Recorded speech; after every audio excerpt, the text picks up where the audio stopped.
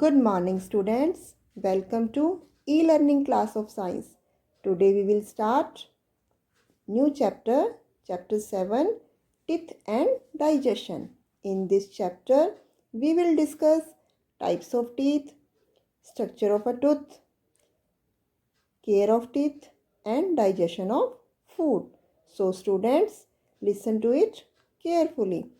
First, we will discuss science vocabulary. Gum line, the outline of gums. Gums क्या होते हैं? मसूड़े. जो हमारे मसूड़ों की आउटलाइन होती है उसे गम लाइन कहते हैं. Floss, special kind of silk thread use to clean in between the teeth. हमारे टीथ के बीच में जो खाना स्टक हो जाता है, जो फंस जाता है, तो उसको एक स्पेशल टाइप ऑफ थ्रेड से हम क्लीन करते हैं जिसे फ्लोस कहते हैं. एब्जॉर्ब, टू सोक मीन्स सोख लेना. Enamel, the outermost white layer of a tooth. जो हमारे टीथ की आउटरमोस्ट लेयर होती है, जो वाइट कलर की नजर आती है, that is enamel and it is the hardest substance in our body. Dentine, the layer found below the enamel. जो एनेमल के नीचे वाली लेयर होती है टीथ में, that is called dentine. Saliva, digestive juice in the mouth. जो हमारे mouth में जूस प्रेजेंट होता है, जो खाने को डाइजेस्ट करने में और सॉफ्ट बनाने में हेल्प करता है, that is called saliva. Students, you know that we all have teeth in our mouth. Teeth give proper shape to our face and help us speak clearly. Teeth जो हैं हमारे फेस को shape देते हैं proper, और हमारी बोलने में भी हेल्प करते हैं. We bite and chew food with the help of our teeth. हम खाना चबाते हैं किसकी हेल्प से? हमारे दांतों की हेल्प से.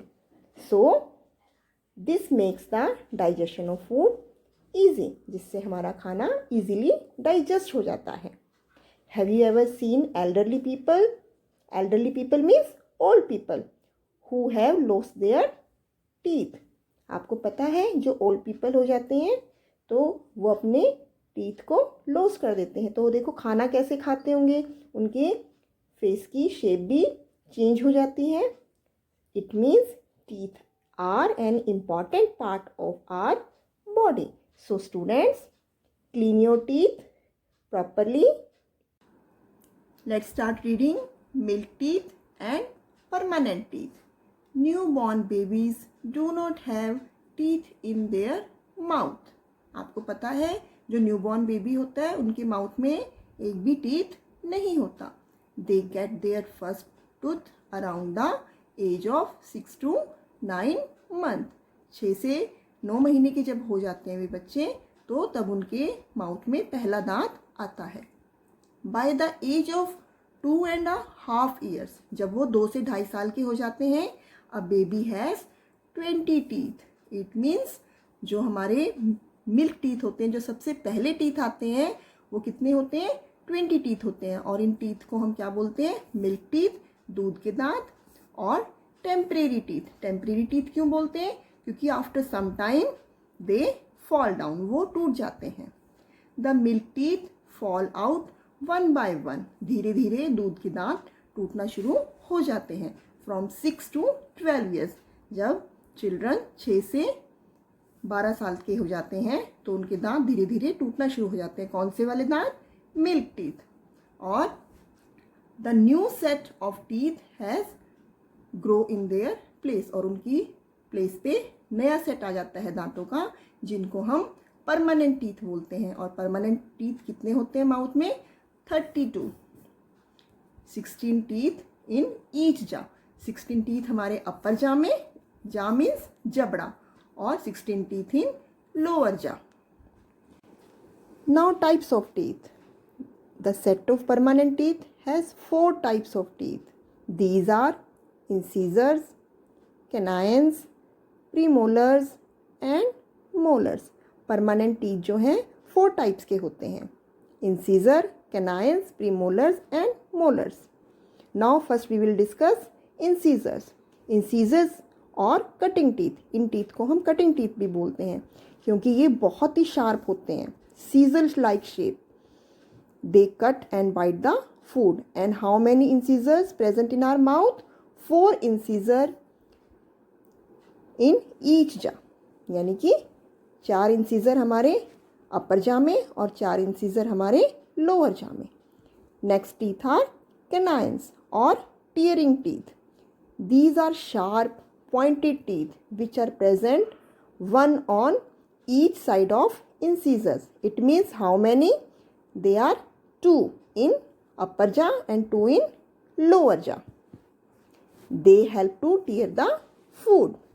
Now next is premolars or cracking teeth. These are present next to the canines. They are broad, having flat surface. They are used for crushing the food. ये खाने को क्रश करने में यूज होते हैं. And they are present 4 in each jaw. Next is molars or grinding teeth. These are present next to premolars. They are broader. Broader means चौड़े than premolars. ये premolars से थोड़े ज़्यादा चौड़े होते हैं. And have broad upper surface which help to grind the food. जो खाने को grind करने में help करते हैं. And they are present 6 in each jaw. Now next topic is parts of a tooth. Every tooth has 3 main parts. These are crown, neck and root. Crown. It is the part of tooth that is visible to us. जो हमें teeth का part नज़र आता है that is crown. It remains above the gum line.